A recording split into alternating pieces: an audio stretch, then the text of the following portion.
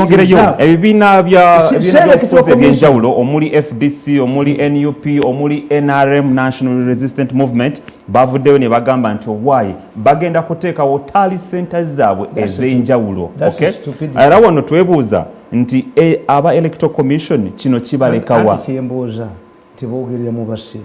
Let me tell you, is there a provision that if you are not satisfied with the UNEB results, do you mark your exams? And maybe we number one. They should waste time debating rubbish. How rubbish is it? Yes. No intelligent person can do it. If you don't want the Electoral Commission, you don't trust it, reject it from day one. But this man, Nembaga nti ayinyo Byabakama. Byabakama was DPP who prosecuted Kizza Besigye on a stupid case. It was just a holding case. Teri lawyer munsi aso eneyasomere mentally law asobola okugamba you can charge somebody with rape after 2 years. What are the ingredients of rape? Ne DPP ne onyechokola Byabakama. Why didn't Besigye protest that this man shouldn't be the chairman of the Electoral Commission? They wanted to use this as a blackmail. Bamulekawo. Bolowooza nga n'amagezi mutwe nga Katonda bwe yampa amagezi nina logic. Would you expect Besigye to keep quiet if his former tormentor becomes a judge in a case where he's involved? I leave the public to judge it. Era abalasha bagera ne bafuna omusajja bamuyitanga Kotwadham. Kotwadham yali ava mu Australia nga yize nazi. Abalasha nga bamumanyi nti nazi is a former nazi man. Yattanga abantu mu gundi. Bamuleka n'abeera secretary general UN. But every time nga bamubulakamairinga. Until the Americans realized Russia ifuna nnyo mu Security Council name General Assembly. Why? Because of this man. When this man retired and went back to Austria and stand as president, the Austrians rejected him. It was a Nazi. Kakati fetuchimanyi. I can keep quiet ni nkuteekawo bweni. Nze bali batwalwanyisa etteeka ly'abamawulire. Etteeka ly'abamawulire nafuna omukisa. Nga bonna abali ku kakiiko ako maze ba investigating. Abayina fake papers, abayina ki. Waliwo n'abayina bouncing checks nenzifuna. Kasa twagenda mu kakiiko ne batuula. A man called Gasatula humiliated us. Humiliated me. I've never seen an arrogant man, but he was a senior foot dropout, that a pilot. Every time he was talking about piloting a plane. Piloting a plane is a driving permit. A pilot is an exaggerated taxi driver. Akati Gasatula yatugamba. To you people, you are like a bus attendant. But most of our mothers deliver by the assistance of bus attendants. But they are not qualified medical doctors. So, journalists who have experience without academic papers are like bus attendants. I've never been insulted in my life. Blood sagged. Nembagirayo bounced checks. Do you have the moral authority to talk arrogantly like this? What happened?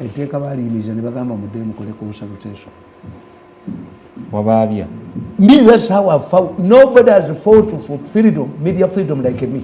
What am I Uganda one? I'm not an opportunist. Occupation hazard. And Media Council is a product of the 1995 Act. And here is wafula ne banne ebakwatiddeyo ebanyweze learn in the future. I fought it ekutte mwenze tenkwa. Ensonga ya Electoral Commission. I need a clear observation on this. Electoral Commission, what is its role? Electoral Commission from time immemorial has been subjected to judgment. Hangabagamba independence yayo bagitankana. So okuvayo ne bagamba agenda take out independent tally centers. Is only a woman. A man who is going to marry a woman, so you don't blame. Togama neyati fabagandi yatu ina proverb nti gund neyati lilo tomunenya how can a girl no babaita balwazi those who have tightened the bones kakati wabata yendanga kamanya atya so you must, that's why the Mugole must go with the senga. In case the girl fails, the senga pays. In normal circumstances, used to be old women who are not attractive. But these days you change it. Kakati today, are you complaining about the Electoral Commission? Have you read the roles of the Electoral Commission? Is to conduct a free and fair election. Yes. Its primary role. And true. Do you know that it's not the final, it's not like a UNEB? Anybody who has agreement goes to court. Judiciary is the final. And the court has limited. We have a law that limits the time under which. How credible is the Electoral Commission?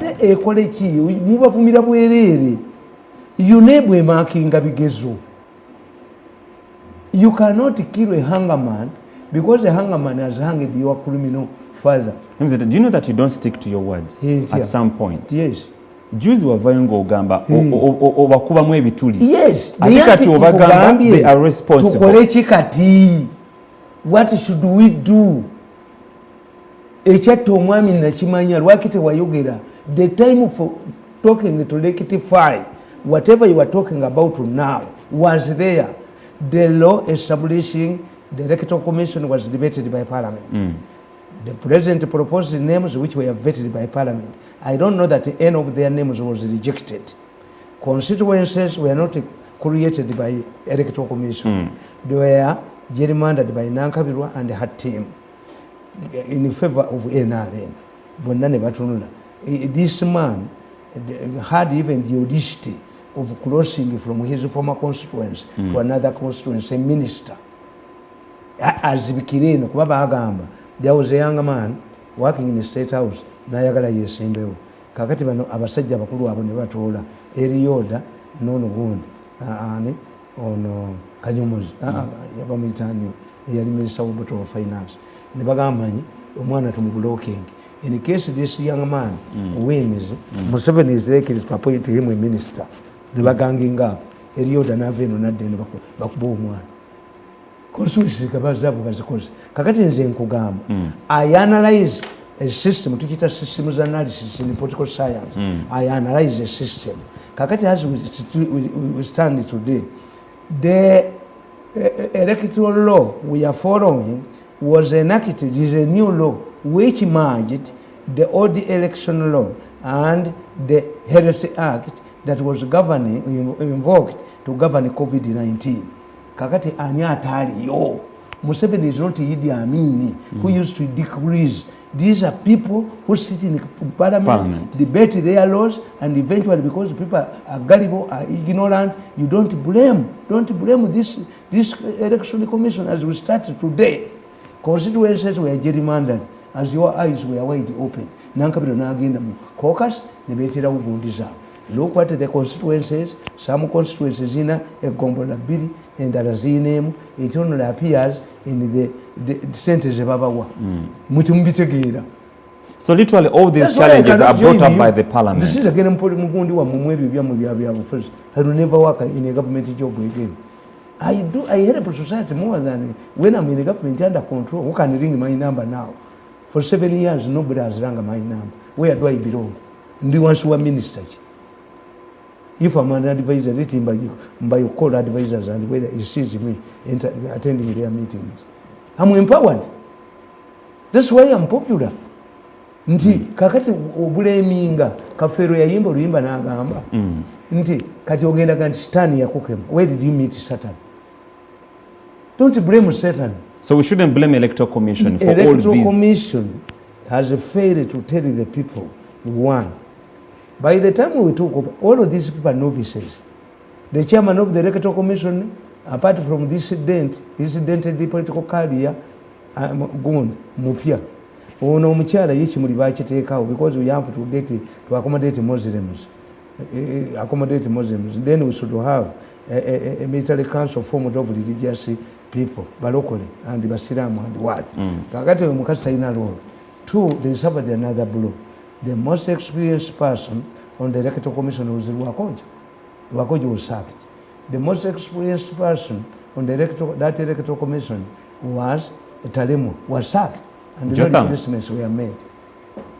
So nacho nacho anyway, you're one of the people. Why should we have to train our people ne bafuna experience ate ne tubajjako? The rule in the Electoral Commission would apply to civil service. When you clock the age of retirement, you retire, but don't disband the entire commission. What's the role? Look at this commission. Mali organized elections under COVID. True.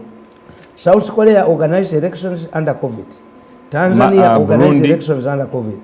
Burundi organized. Mwala bakaba sajja Electoral Commission yabo nga bagenda yoko to akawaya experience.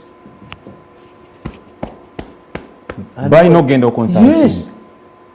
Abaana abawala bwe bagenda okufumbirwa bagenda ko kumbaga z'abannaabwe ne balaba gawuni ez'omulembe. Bwe nkula ngoyogera bwotyo olinga agamba there's somebody who is benefiting from this. Mwenna era waliwo jjaji gwensinga okuwa ekitiibwa yawoza omusango, yasala omusango gwa ziwa ne Naabagesera. Abakazi baali balondera mu Electoral College. Kakati ziwa n'akuŋŋanya abataali ba LC n'abateeka mu Electoral College. Naabagesera n'agenda n'awaabo. Omulamuzi yamugamba this confusion would have benefited the two of you. If you had defeated Ziwa would have raised these issues. Why did you seek an injunction in the court to rectify the problem? Yaga Ziwa wangudde. Netufuna omulamuzi omulala Wambuzi. Wambuzi was confronted by a case. Dr. Kayiro omugenzi ne Semwogerere bawaaba mu court to nullify ogamba nti ule yagibwako mu bukyanga. Kibuliza Kirunda raised an issue te Wambuzi aguveemu omusango ali biased. Naye Wambuzi nalo sijja guvaamu. Basala omusango ne bagamba Lule yagibwako mu bukyanga. But the court does not have powers to reinstate him. Yes, a successful revolution is illegal. Omusajja wambi government abalamuzi bajja ne bamulayuza. Kakati when do you complain? I always say nti does it pay a parent to advise his daughter not to move with the bad boys after falling pregnant? Because the pregnant cannot be increased. Tikale sigala ku phase ene esooka naye tebongerako yakubiri na yakusa. She will be this. Nega kati muze Tamale, let's speak realistic to get realities. Zino political parties zataddewo target centers zaabwe. What happens singa Electoral Commission be raided and put in the prison? Bagambe ziri secretive. So what happens singa Electoral Commission releasing results that are contrary to their results? What happens then? Me, I'm a realist. I believe in realism. I'm not a Katemba man. You call this Katemba? Besigye declared himself president of Uganda and the people's government ceremony. But the president was told Ali yatebayiga abasajja eri tumwine Tinyefunza and another group went, they fired the president and installed Mugabe. I remember headline in Nebukede Chahwa. Museveni said, if he is real Mugabe, let him move as Mugabe. I will arrest him. Did it work? In spite of the fact that these were generals, senior generals. In fact, the president directed the command of Umbalala to go and disperse that function. The command of Umbalala said, I cannot do it because of Tinyefunza and Eri Tumwine, they are my seniors. Museveni said, okay. Addressed a press conference and said, if Tinyefunza and Eri Tumwine really installed your Mugabe, let the Mugabe move. And he said, how can he install the Mugabe in the cemetery? Did it work? Basically comes back because they don't learn from their stupid mistakes. Basically declared himself president. The oath was conducted in a secret place. And he declared a people's government. But is it working? Did he get the tools of authority? Hapana. Anyway, ebule nnaku ziri munana zokka okubanga Electoral Commission egenda kuorganizing akampeni abiri mugumu era bwe twogerera eri mu one of its last stages ez'okuorganizing akalu katono nnyo twongere Mzee Tamale bwe twogerera Electoral Commission process gyeriko yaba abalonzi okugenda okufuna voter slip zaabwe waliyo mivuyo egyetooloddeawo mu kufuna voter slips era nga amabega kaawo Electoral Commission yagamba nti yafuna okuwabulwa okuva mu Ministry by'obulamu nga bagamba nti districts 13 temugenda kubeera mu kulonda naye ekibuuzo kyebuzibwa abalonzi kati ekyo kijja kiddamu kanzireyo eri bakyagala kudda anti akadde anti nze ne bwe nkola egundi emu I have a daily briefing on my platform a daily briefing those people must be raided and arrested. But there is a democracy in the proposal now, my even proposed tough proposal is that even the newspapers should not publish preliminary results. That's rubbish. Opinion polls. Because they have been lining up their favorites in the Bukede and other newspapers. But Mzee Tamachi, one thing you forgot to understand, what is rubbish to you can't be rubbish to everybody. Mzee Tamachi, that is so cold. Yes. No. Ati you have a remedy tukitegedde nti bano ba mafias bawamba empapula za muntu bakana gishika nokakulubya. I was reading a story in the Monitor yesterday highlighting those who were killed in a riot. Are we seeing dead people for the first time? Where did the security attack a wedding? Was it a peaceful demonstration? No, a riot. That you see, Vision was talking about Museveni's deployment. Bucket the deploying Byabakama. New Vision, the Monitor was telling us that this can happen because of this. Were they found at a wedding? No. Kakati namawulire kulu tegafuluma. And you call Uganda a democratic republic. And we are fighting something dangerous. Yes, and you know, Ogundi Murutalo, General Sansu Yakoga never persuaded a disparate army. These people have no interest, national interest to pursue. Me, Abaganda Baganti Eliabo Jidwa Kumusota. My mother survived the lynching. Why? Uganda riots. Let the Monitor tell us. How many people died in the Uganda riots? Why do you talk about this recent one? The list of people that died on the 18th and 19th. What about those who were killed at Kasobe when Museveni went to after the fire cutting in Massive? Yes. What about those? What about those who died at Bulang? So this, you see, Ugandans have been dying in avoidable circumstances. So for me, I even call for tougher measures. What do we get? What the newspaper lose? If that newspaper does not come out the following day, in 1980, we came out, we published a story on falsehoods given to us by the DP people. Tebaina mobile phones by Sawa Minana Balibatadi Sokulangini. A paper ya Fayamu no 1980, Yaino Mutwe, Nti Gund, UPC leaders to us. We had to ban the newspapers. Mwanga yalisha ban. Nti ayogera kubyokulonda fine emitwala 5.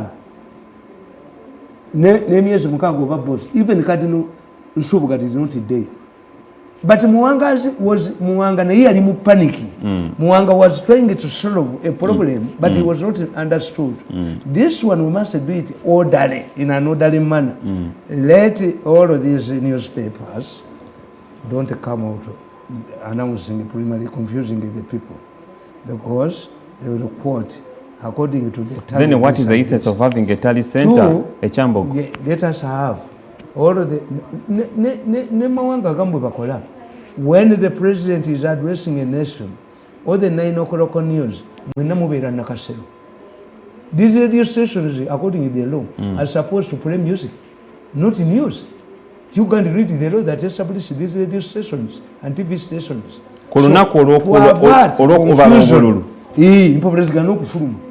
Then there is no democracy. TV radio zone but never correspondence. We have a limit that anybody aggrieved has an alternative. You go to court. You go to court. In fact, when you read my book. So you're calling for a total blackout of coverage? To protect our country. Nabagamba, nti Saddam Hussein, tricked the Americans, Bush.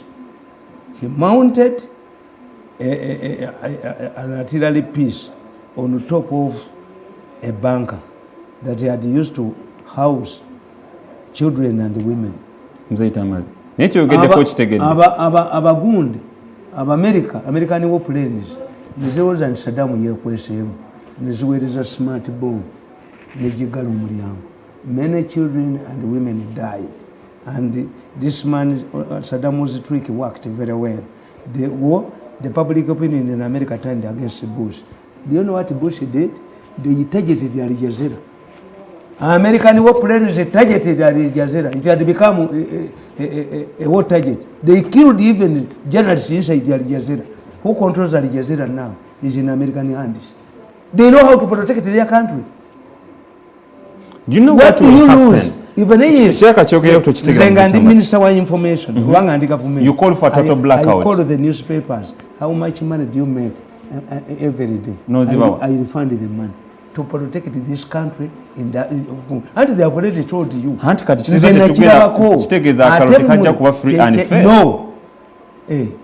But let me tell you. Do you think if the public wanted to know everything, why is it that a Senga goes with a white bed sheet mu kisenge ky'abagole? Abawestern abo baleetanga kinusu ekirimu ekituli nti muwala wa musimbeerera.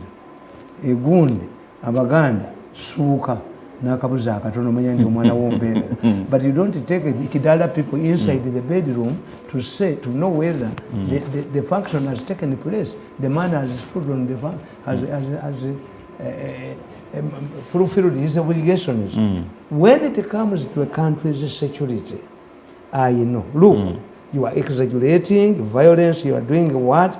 But you tell me one thing. Have you seen anybody cutting it down somebody's pretensions because he's either the DP, is an opposition or a government opposition?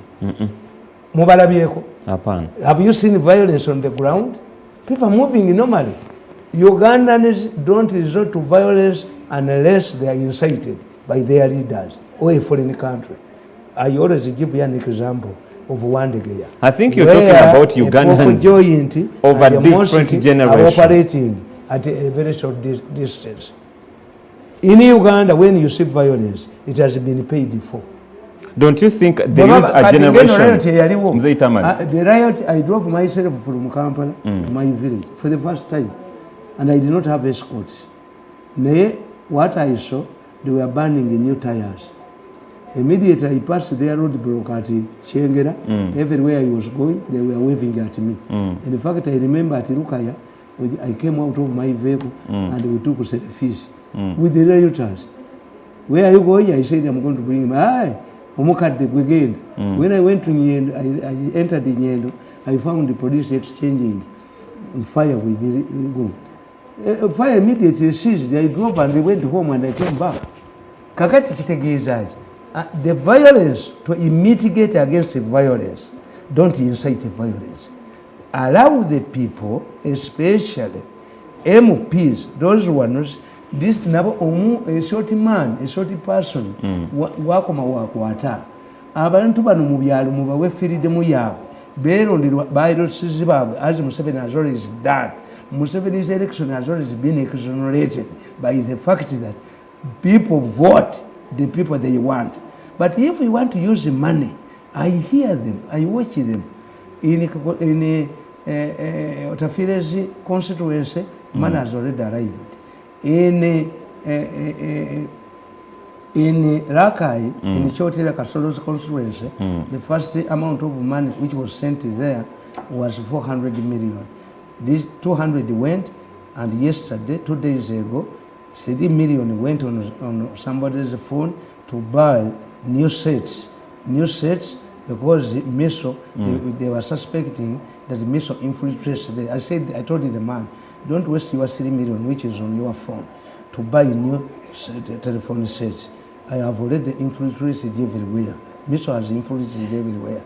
And fortunately, the man had been advised by his financer that Museveni gave that madman sophisticated machines when you see him talking about you, Museveni has instructed him to expose you.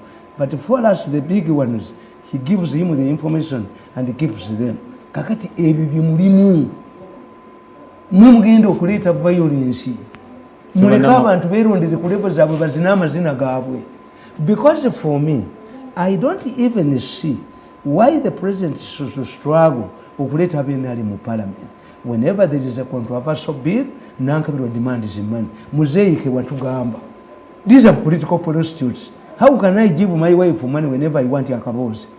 So whether you have them too. From that point, in politics, there's what we call cohabitation.